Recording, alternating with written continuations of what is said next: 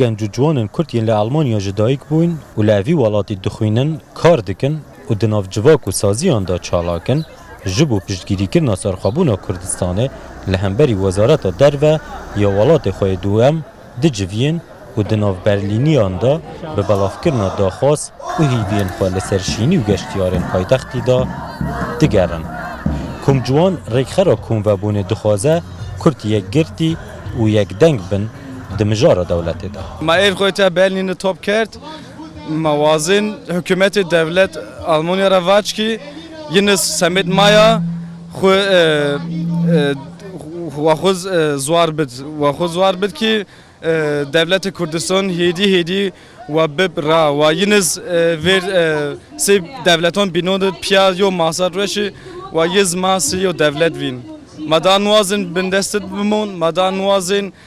یو اتونوم موازن یو دولت خود سر بند. خانم پارێزەرێکە باشووری سەرباری سوپاسیکردنا ئەڵمانیا بۆ پشتگیریکردنا هێزên پێشمەرگەیەن کوردستانê dixwaze welatê herê mezin pîşesaziyê Ewropa di pirsa dewletbûnê da alîkara Kurdan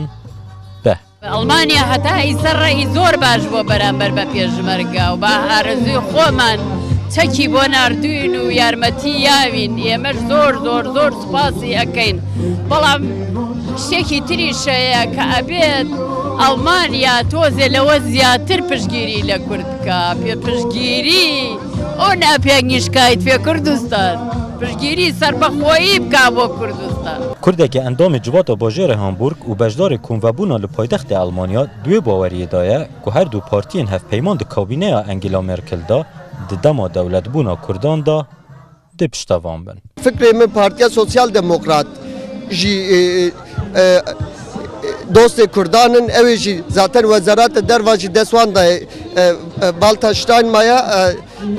endamê Partiya Sosyal Demokratê ew jî dostê Kurdan e û Hristiyan Demokrat Partiya Merkel li gorî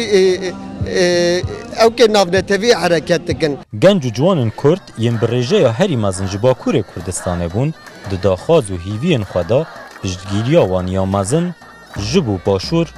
û rojavabû ji hikûmet û gelê